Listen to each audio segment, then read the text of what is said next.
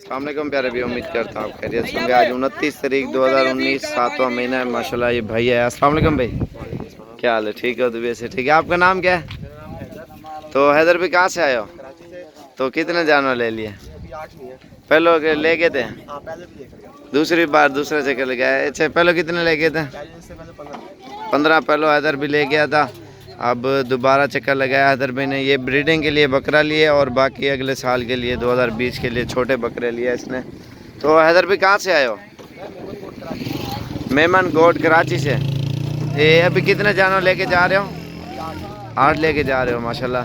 इधर कितने जानवर है गांव में आपने देखा है, पसंद किया है?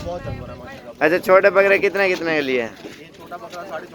14,500 के लिए हैं। 3-3 4-4 माह वाले 2020 के लिए। और ये लोडिंग कार ले हैं। अभी बारिश है ना, थोड़े मैले हो गए हैं।